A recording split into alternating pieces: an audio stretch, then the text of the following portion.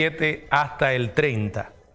Mateo 26, del 17 al 30.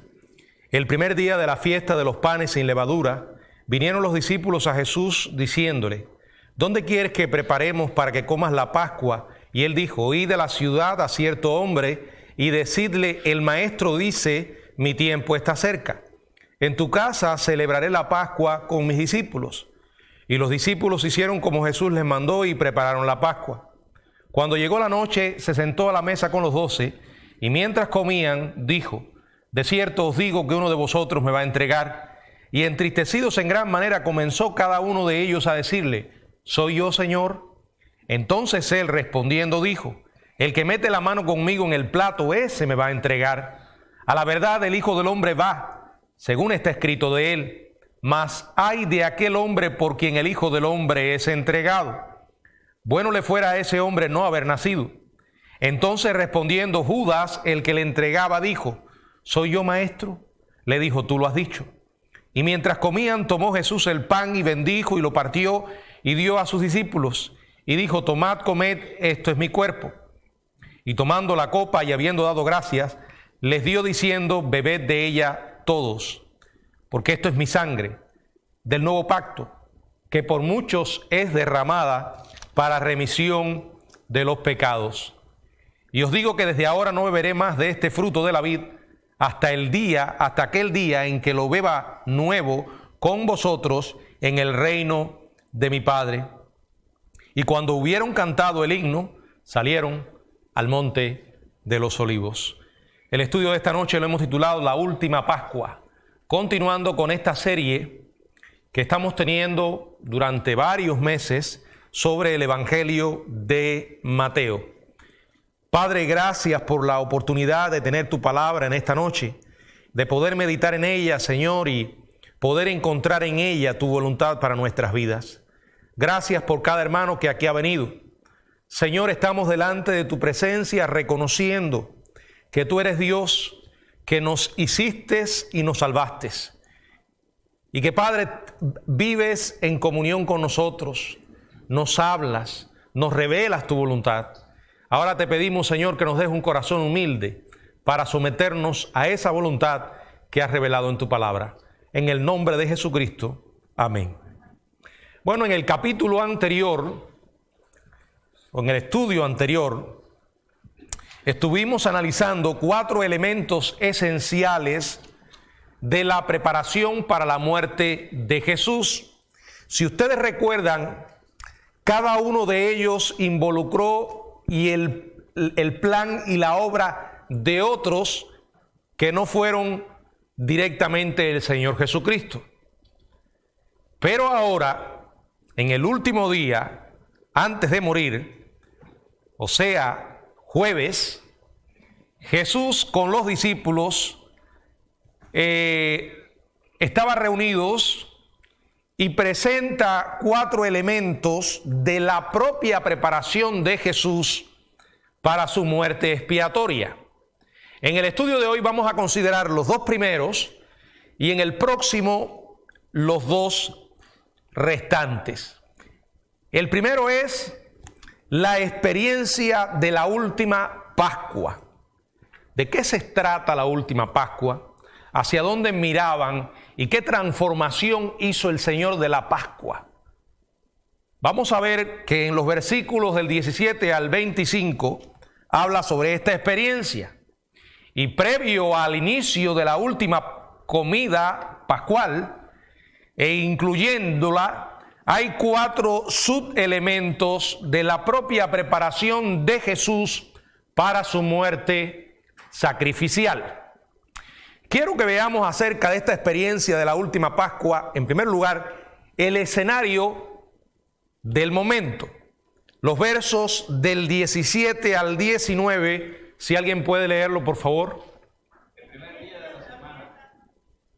El primer día de la fiesta de los panes sin levadura, vinieron los discípulos a Jesús. ¿Dónde quieres que preparemos para que coman la Pascua? Y él dijo: a la ciudad, a cierto hombre, y decir: el maestro dice, mi tiempo está cerca, en tu casa celebraré la Pascua con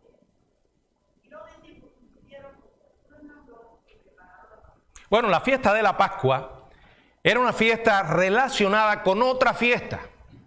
Esta otra fiesta se llamaba la fiesta de los panes sin levadura.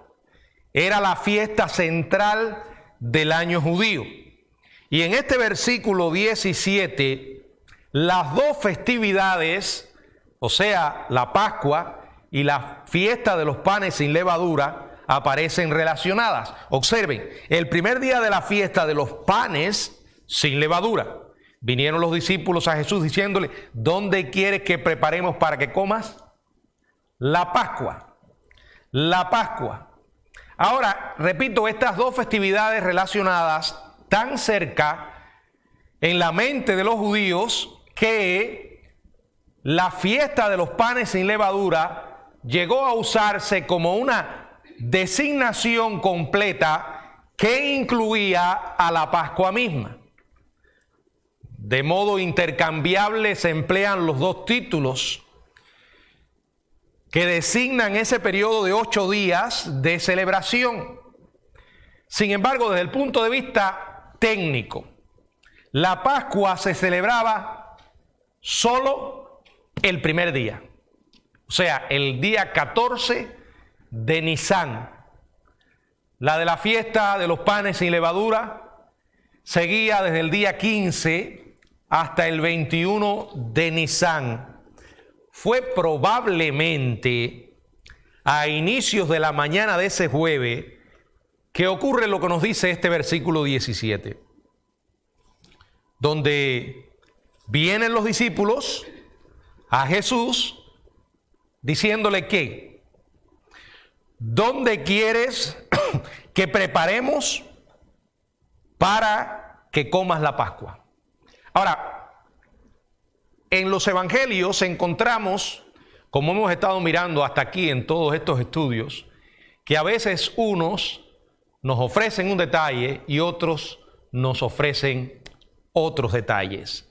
Por ejemplo, aquí no se mencionan a los discípulos, pero Lucas los identifica como Pedro y Juan.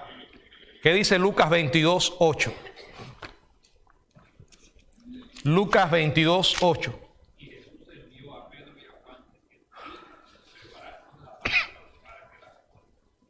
Bueno, los dos discípulos, identificados como Pedro y Juan, fueron enviados a encargarse de la misión. En primer lugar, debían ir ¿a dónde? A la ciudad, pero no debían hacerlo allí sin dirección ninguna. Debían encontrar ¿a quién? A cierto hombre. Por los otros evangelios también tenemos la información de que el hombre les iba a ser fácil encontrarlo porque estaría haciendo algo peculiar, no propio de los hombres. En aquella cultura no solían los hombres hacer esto: llevar un cántaro de agua. Eso lo llevaban las mujeres. Esto lo identificaría de manera perceptible. Una vez hallado el hombre, ¿qué debían decirle? El maestro dice: mi tiempo está cerca, en tu casa celebraré la Pascua con mis discípulos. Bueno, es muy probable que este hombre que llevara el cántaro de agua fuera una especie de criado, de siervo, de la casa donde ellos iban a cenar. Por tanto, cuando Pedro y Juan siguen al criado, repitieron las palabras de Jesús al propietario. Este relato aparece en Marcos, en el capítulo 14, versos 14 y 15, donde leemos. Dice que el propietario les mostró que un gran aposento alto ya dispuesto. Ahora, Jesús le dice a Pedro y a Juan que vayan a este hombre y le hablen de parte de ¿quién? Del maestro. Y como en la Biblia los detalles cumplen un objetivo, podemos pensar por esto que es muy probable que el siervo que llevaba el cántaro de agua y también, sin duda, el propietario de la casa, eran creyentes en el Señor. Ahora le dice, dile a ellos mi tiempo. Miren, sin importar los planes que tengan los hombres, sin importar cuán libre nos creamos haciendo lo que queremos, esto nunca va a estorbar ni a impedir el propósito de Dios. Dios tiene un plan soberano que se va a cumplir. Un plan que va más allá de la capacidad de cualquier hombre o circunstancia para estorbar ese plan. Y más cuando se trata del plan de la salvación. El propósito redentor de Dios se cumpliría. Es más, desde el comienzo de la historia humana, ya Dios había determinado salvar a la humanidad. Algunos leen la Biblia y solo encuentran gracia en el Nuevo Testamento, pero la gracia es el mensaje de Dios desde el Génesis hasta el Apocalipsis. Un Dios que tiene un favor para con el pecador que el pecador no merece. Aun cuando el Antiguo Testamento nos habla de la ley, uno dirá, bueno, ¿y por qué la ley? Bueno, la ley Dios la dio al hombre para que él llegara al punto de reconocer que no podía guardarla. Y entonces en esa condición viniera a Dios buscando gracia. Génesis capítulo 3, verso 15 está lo que se llama el protoevangelio, que es la primera, digamos, el primer anuncio del evangelio mismo, en el primer libro de la Biblia.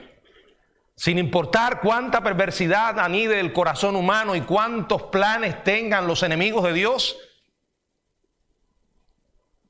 cuando vino el cumplimiento del tiempo, Dios envió a su Hijo. Y aquí vemos una vez más, el tiempo de que Jesús está hablando era el tiempo del Padre mismo, el tiempo divinamente establecido para que Él viniera a este mundo a morir por los pecadores. Y esa comida de Pascua pondría en marcha definitiva una serie de eventos que culminarían con la muerte y la resurrección de Jesucristo. Los discípulos, sin vacilación alguna, Pedro y Juan, hicieron como el Señor les mandó y prepararon la Pascua. Repito, vemos de nuevo de manera soberana cómo Dios provee el cumplimiento exacto del tiempo en que su plan se ejecute.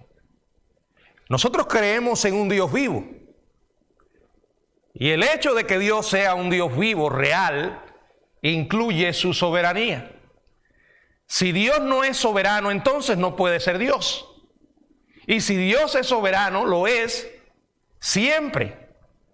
Y no importa lo que los hombres piensen y traten de hacer. Con relación a la muerte de Jesucristo, otras veces lo hemos hablado. Vemos allí ese contraste entre la perversidad de los hombres por querer deshacerse de Jesús y el plan de Dios cumpliéndose por encima de todo. Este fue el escenario de la Pascua. Dice que lo hicieron ¿cómo? Alrededor de la mesa. Cuando llegó la noche, se sentó a la mesa con los 12 y mientras comían. O sea, era poco después de las 6 de la noche del jueves, 6 de la tarde, como diríamos, ¿no? Aunque la Pascua original en Egipto tenía la peculiaridad de realizarse a toda prisa y estando de pie, con los lomos ceñidos, la sandalia en los pies y el cayado en la mano, según Éxodo capítulo 12, verso 11, esta ceremonia fue cambiando con el paso de los años y se fue convirtiendo en algo más pausado. Por tanto, en lugar de estar parados comiendo, Jesús se sienta a la mesa con ellos y les da una sorpresa. ¿Cuál fue la sorpresa? De cierto os digo, les dice, que uno de vosotros me va a entregar. Ahora yo quiero que lean el 22 hasta el 24, por favor.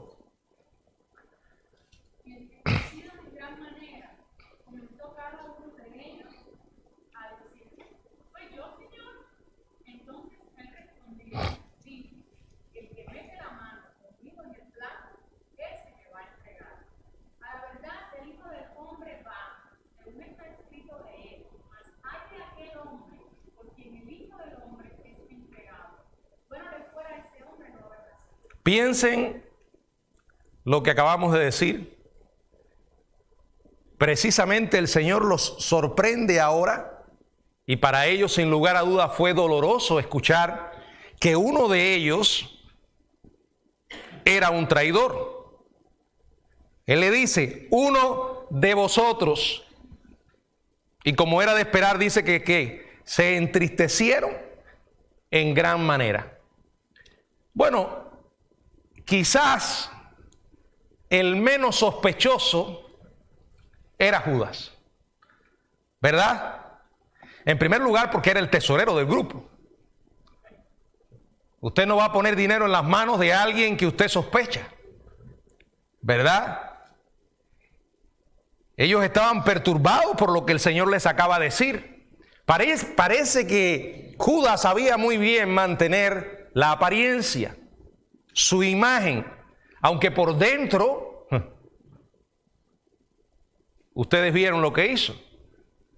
Por eso yo vuelvo a lo que en otras ocasiones he dicho, a Dios no lo impresiona la vitrina, la apariencia, la envoltura. A ti y a mí sí, ¿verdad? A veces llegamos a juzgar a las personas por lo que parecen ser. Y cuando lo hacemos, cuán a menudo nos equivocamos. Pero con Dios no. Él puede ir allá donde tú y yo no podemos ir. Él puede mirar allí donde tú y yo no podemos mirar. Por eso no tiene sentido que intentemos escondernos delante de Dios. Allí estaba Judas con aquella apariencia y estaba su corazón vendido al diablo. Ahora dice que cada uno de ellos comenzó a discutir entre sí. Esta información la ofrece Lucas. ¿Quién de ellos sería capaz de hacer eso? Sin embargo, la preocupación principal de cada discípulo fue la posibilidad de su propia culpa, de cada uno. Por eso dice que cada uno comenzó a decirle, ¿soy yo, Señor? ¿Soy yo? Y el maestro les dice, el que mete la mano conmigo en el plato, ese me va a entregar. Ahora acuérdense que en aquellos tiempos no se usaban cubiertos, ¿verdad? Cada uno comía ahí a mano limpia. No había COVID. Y todos estaban metiendo la mano. Entonces, lo que el Señor les dice no les fue muy útil, ¿verdad? Porque todos estaban allí metiendo la mano. Pero Jesús asegura a los discípulos que ese acto tan atroz era parte del plan de Dios. Yo no lo entiendo, ni tú tampoco, ¿verdad? Cómo Dios es capaz de usar y de moverse en medio de la perversidad humana en tal expresión, porque puede haber alguna perversidad mayor que a la que llegó Judas. Ahora nunca lleguemos a pensar equivocadamente que el hecho de que Dios permita ciertas cosas lo convierte en responsable del pecado humano. No, el único responsable de la traición y la entrega de Jesús fue Judas. Ah, pastor, pero la Biblia dice que era un hijo de perdición. Hijo de perdición es una expresión para decir que estaba destinado a la perdición, porque él y nadie más que él eligió ser el traidor, independientemente de que Dios pudo usar esto. Hay gente que me preguntan a veces, bueno, pastor, ¿y usted cree que Judas pudo haberse arrepentido? Bueno, yo creo que pudo hacerlo. De hecho, yo creo que en varias partes de los evangelios Jesús le está hablando directamente a su corazón, como en un intento apelando a que se arrepintiera. Quizás desde su lado humano, no sé, hay misterios de la Biblia que no puedo explicar. Pero pudo arrepentirse Judas, sin lugar a dudas. Pero no se iba a arrepentir, porque su corazón estaba vendido al mal. Y al venderse al mal, él mismo Él mismo marcó su condenación.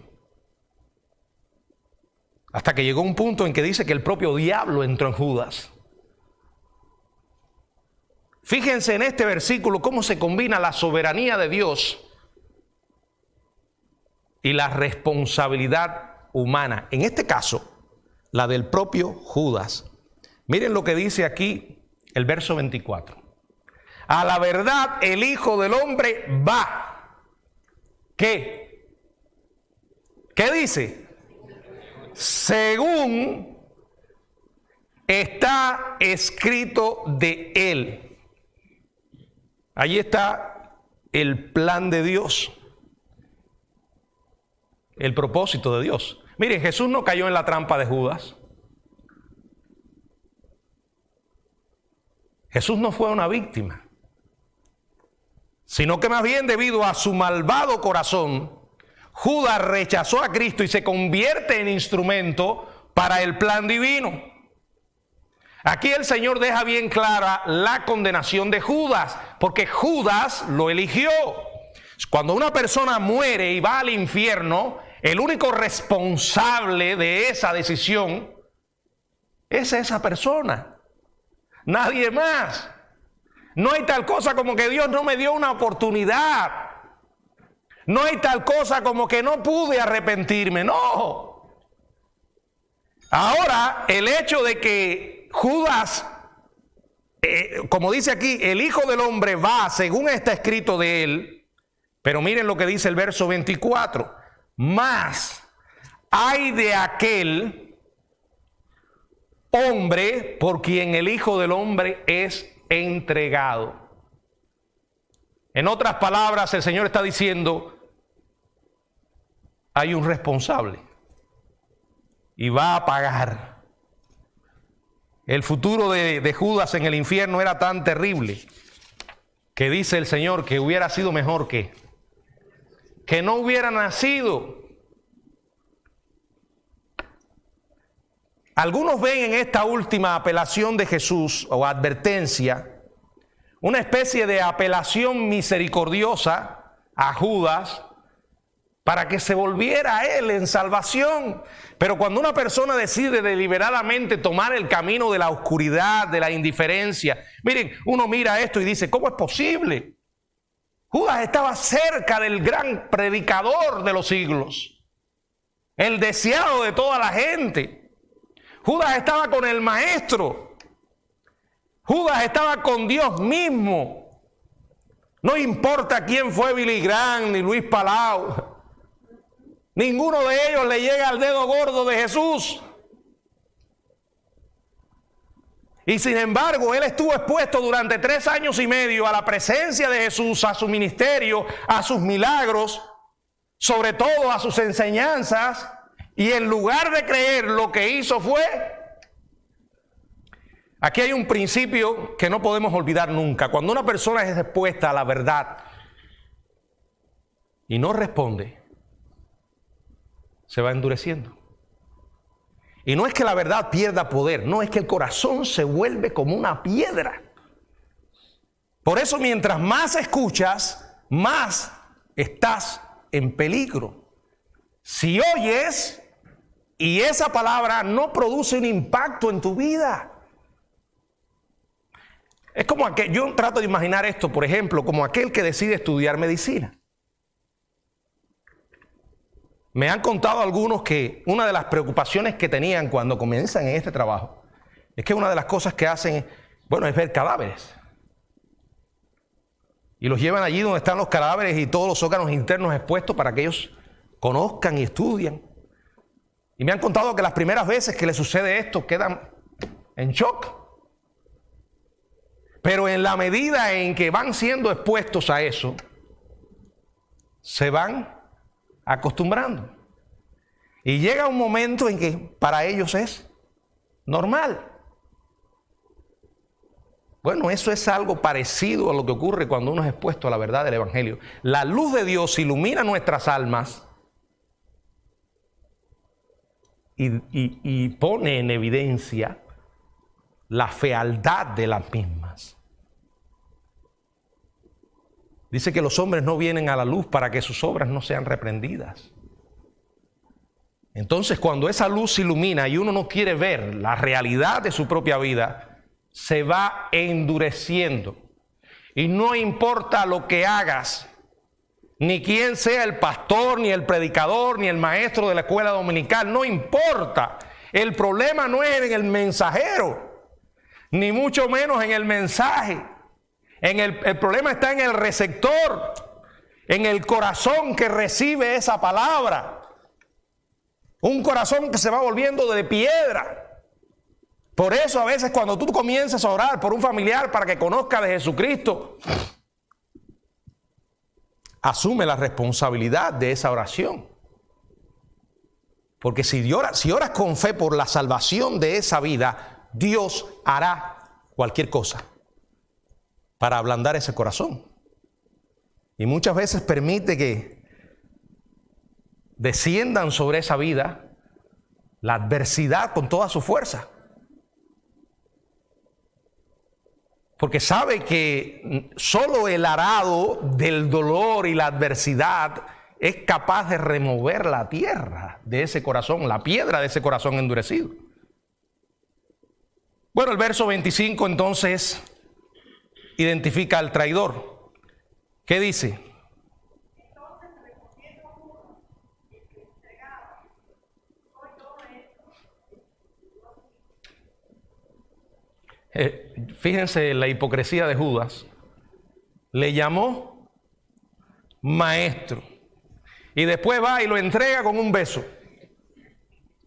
Y el Señor le dice: con un beso me entregas al Hijo del Hombre.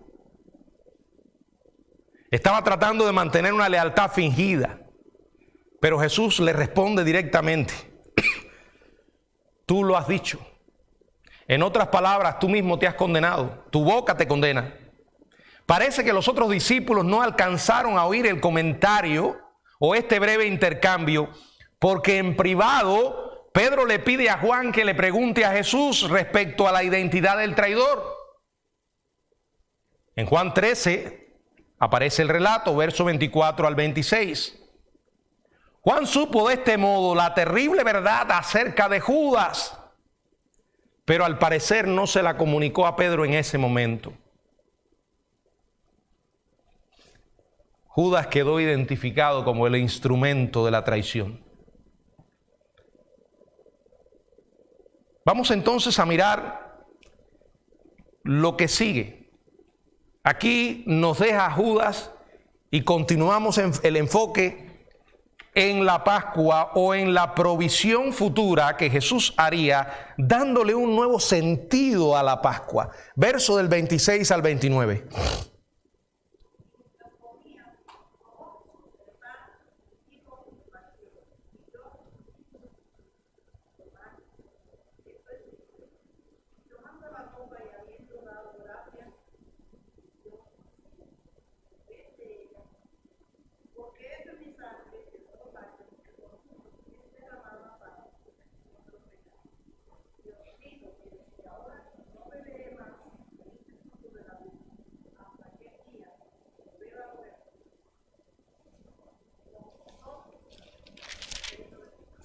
Miren, Cristo pone fin a la Pascua y hace una nueva conmemoración para sí mismo.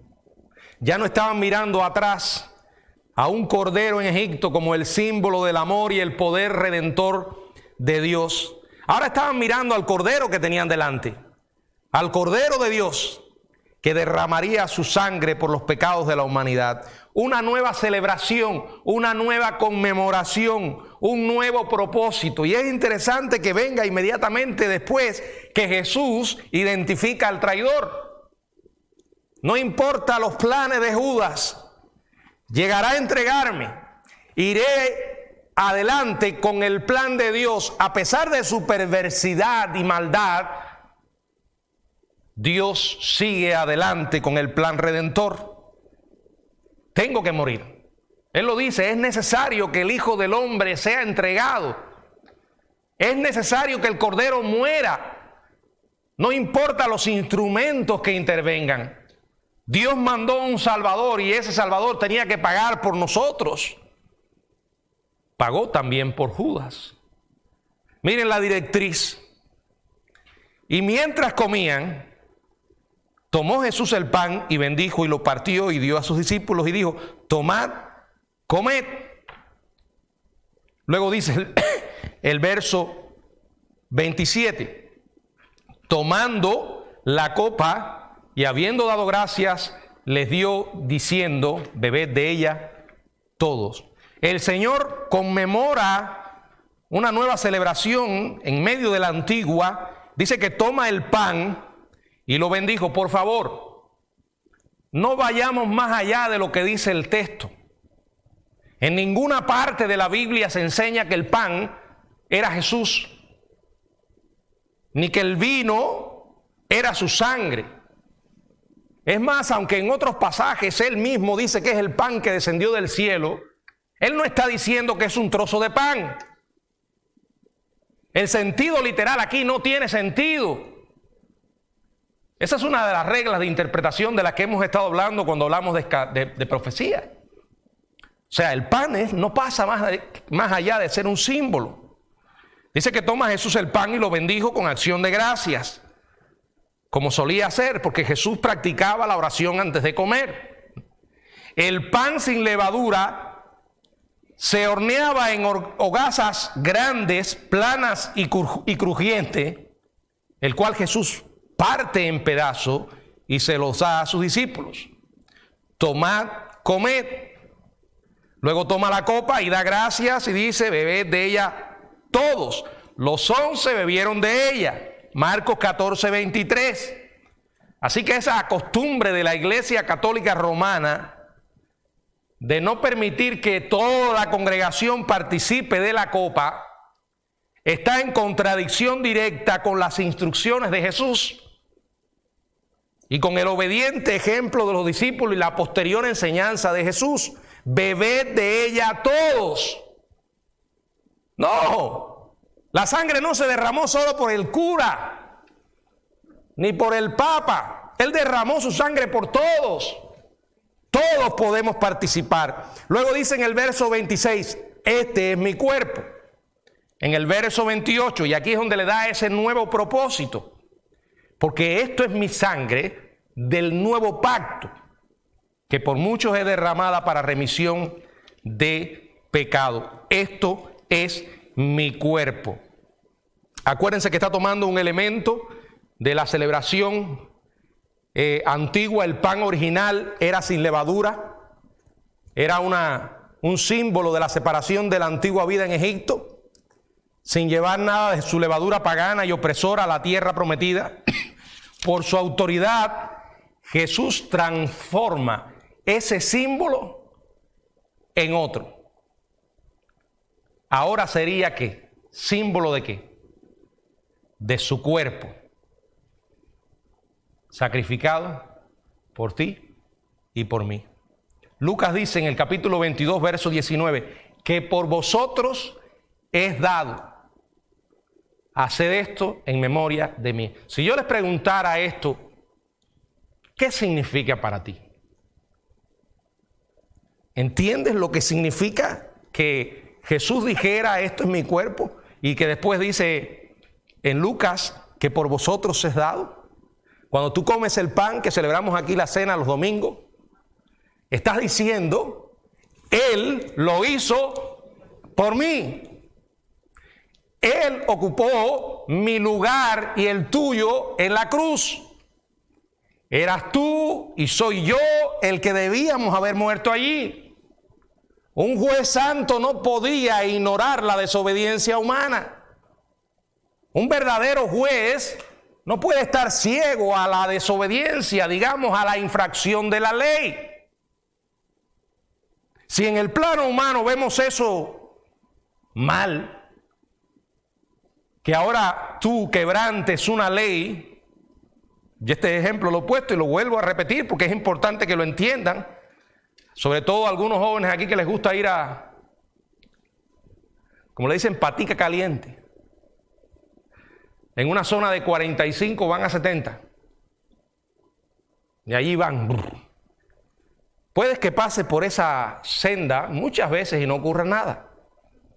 Pero imagínate que un día viene una anciana cruzando y te vienes a dar cuenta que la anciana está ahí y después que la tienes delante, le das y la anciana cae unos cuantos metros y está muerta. Te bajas, la anciana se murió, inmediatamente viene la policía, te llevan preso, te guardan allí hasta que llega la hora de comparecer ante el juez. Cuando tienes que comparecer ante el juez le pregunta, ¿y usted cómo se declara? Bueno, yo, inocente. ¿Inocente? Sí. ¿Por qué? Bueno, porque yo he pasado otras veces por ahí y he respetado la velocidad. Es más, otras veces he pasado y he visto a la misma viejita cruzando y he parado. Detenido el carro, he puesto las luces, los indicadores. Me he bajado y le he ayudado a cruzar. Así que, ahora yo les pregunto, ¿ustedes creen que un juez justo, buen juez, diría, está bien, como has hecho estas cosas buenas, esto vamos a dejarlo? ¿Haría eso un buen juez? Nos parece absurdo, ¿verdad? Pero eso es lo que a veces hacemos cuando estamos delante de Dios. Tratamos de sacar los trapos de inmundicia, como dice Isaías, y mostrárselo al Señor. Nuestras obras, las veces que hemos hecho cosas buenas, o otras cosas que hacemos, le podemos decir al juez, mire juez, yo he estado otras veces caminando por ahí y he visto autos que han pasado más veloz. Además, ¿cómo usted va a comparar eso con lo que hizo Bin Laden? De derrumbar aquellas 2 torres. Eso es lo que hacemos. Miramos a otras personas y nos comparamos con otros. Pero tampoco eso va a servir. Un juez no puede ignorar la desobediencia a la ley. Y no se vayan a creer que eso es un invento de los hombres. Esas cosas las puso Dios en el corazón humano y de alguna manera han llegado a la sociedad humana. Porque en el corazón sabemos que debe haber justicia y que debe desde el punto de vista humano ser lo más perfecta posible, pero no se puede alcanzar. Imaginen a Dios, que es perfectamente justo y santo. No había manera de que nosotros pudiéramos salir del problema que teníamos si Jesucristo no hubiese venido. Por eso tuvo que venir. Por eso tuvo que morir por nuestros pecados. Pagar. Ahora, si el juez mismo podía decir, bueno, hagamos algo, alguien tiene que pagar, yo voy a pagar por ti. Yo voy a ir a la cárcel. O si tuviera un hijo y el hijo mi hijo va a ir a la cárcel por ti, él va a pagar la condena. Ese es el mensaje del Evangelio. Ahora, el pecado es una ofensa mucho más grave que cualquier ofensa entre los hombres. La peor que se le pueda ocurrir. Una barbaridad de ese tipo. Atropellar a una persona. O vayamos más lejos, que usted lo hiciera intencionalmente. Que usted lanzara intencionalmente su auto contra un grupo de personas y las asesinara. Eso es pecado. Y el pecado es una ofensa contra el Dios Santo. Por eso lo dice, para remisión de los pecados. Y quiero que leamos el verso 29, que dice, y yo os digo que desde ahora no beberé más del fruto, de este fruto de la vid, hasta aquel día en que lo beba nuevo con vosotros en el reino de mi Padre. Bueno, esta conmemoración divinamente ordenada de la Pascua terminó cuando Jesús la celebró esa noche con sus discípulos. Para aquellos que pertenecen a Jesucristo, ese acontecimiento inició una nueva remembranza de redención. Y esta celebración, ¿hasta cuándo duraría? Hasta que regrese. Fíjese que menciona el fruto de la vid. ¿Qué es el fruto de la vid? Díganmelo en otra palabra. El vino. No volvería a beber con ellos hasta que lo haga, ¿dónde? En el reino de su Padre. Les había dado instrucción de recordarlo Cuando comieran el pan sin levadura, símbolo de su cuerpo sacrificado, bebieran la copa, sangre derramada por el pecado, pero debe continuar hasta que el Señor venga, dice la Biblia. O sea, hasta el día en que regrese y establezca su reino. Atención, nunca crea aquellos que le dicen que no hay un milenio literal, que no hay un reino literal de Cristo sobre la tierra. Está ahí, los judíos lo esperaban. El Señor no lo abolió. Y aquí se lo dice a sus discípulos, les promete beber con ellos en ese reino futuro, y es otra garantía del regreso de Cristo. Saben, San Agustín leía esto y se horrorizó una vez. A tal punto que dijo, bueno, esto parece una celebración carnal.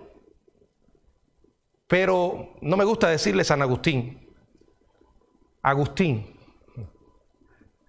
de Hipona.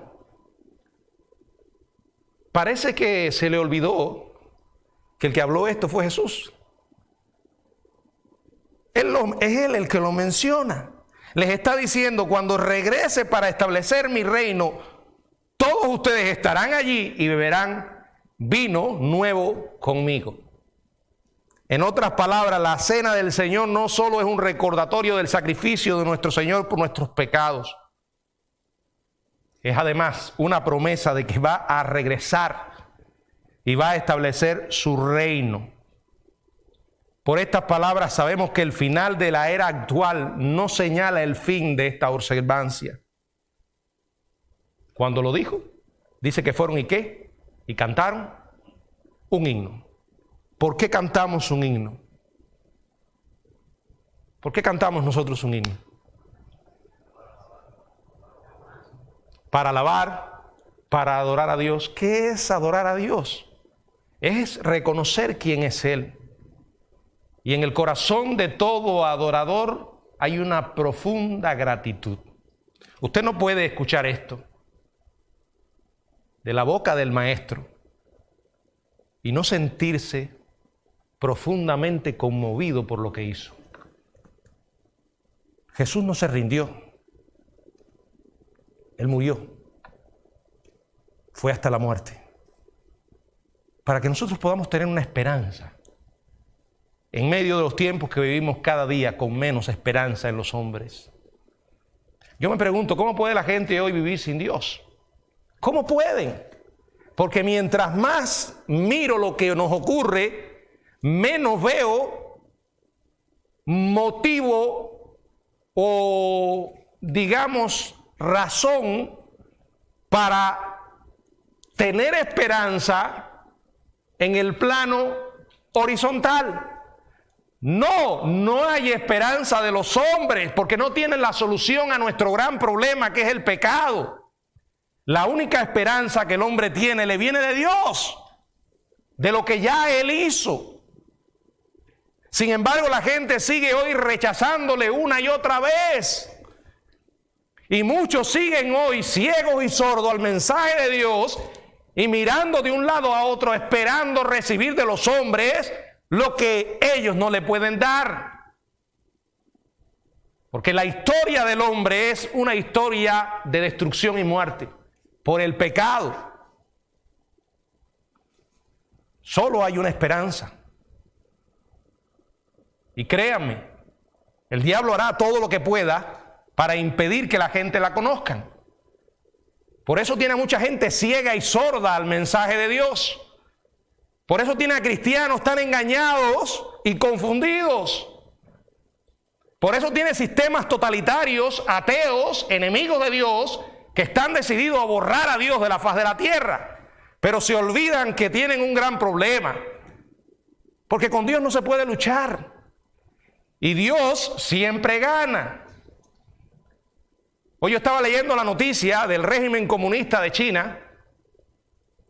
Algo que me ha costado siempre entender por qué Estados Unidos, que se declara ante el mundo como el defensor de la democracia y la libertad, de verdad que no lo entiendo. ha tenido a lo largo de los años tan buenas relaciones con China, en el sentido comercial. Pero China nunca ha dejado de ser un país comunista. Una dictadura que reprime y asesina. China nunca ha dejado de ser un país que persigue y asesina a cristianos. Una de sus últimas fechorías es que están tratando de publicar una nueva versión de la Biblia y la están tratando de imponer en las iglesias, dentro de los cristianos. O estaba viendo la entrevista de dos personas ahí que hablaban, estaba en inglés y entendí muy poco, pero explicaba qué era lo que estaban tratando de hacer. Que los chinos quieren que cuando, en lugar de que la gente se levante en la mañana y le dé gracias a Dios por un nuevo día y confíe en Dios para todo lo que tenga que hacer, se levanten y piensen en el comunismo, en el dictador que tienen y le agradezcan a él. Hermano, el punto es este: los dictadores saben el poder que tiene la religión sobre la gente. Por eso no es extrañar que en los tiempos del fin haya un anticristo y haya un falso profeta. Y junto con ese falso profeta exista una religión apóstata, porque sabe que es la manera de someter a la gente. Y entonces entre estos dos periodistas, creo que eran cristianos, uno le dice, es realmente escandaloso lo que están haciendo con la Biblia. En el pasaje donde Jesús se encuentra con la mujer sorprendida en adulterio, que se la traen para que él la apedree, ustedes saben lo que dice la Biblia. Jesús dice, el que de vosotros esté sin pecado, que tire la primera piedra. Bueno, Jesús le dice en esa versión a la mujer, ellos te perdonaron, yo también, porque yo también soy pecador. ¿Qué les parece? ¿Se dan cuenta? El diablo no tiene interés en torcer la mentira. Le molesta la verdad. Como alguien dijo, a él no le importa que tú digas que tú eres cristiano. Es más, no le interesa que tú hables de la Biblia, mientras que no la vivas y que no digas el mensaje correcto. Necesitamos entender que la única esperanza que tiene el mundo es Jesucristo. La única esperanza para vivir una vida diferente, sin importar dónde la gente esté. Que Dios nos ayude a poder predicar esa palabra. Recordar que la Pascua dejó de ser lo que era para convertirse en la celebración que tú y yo hacemos. Cuando celebramos la cena, recordando lo que Jesucristo hizo con nosotros. Que el Señor nos bendiga.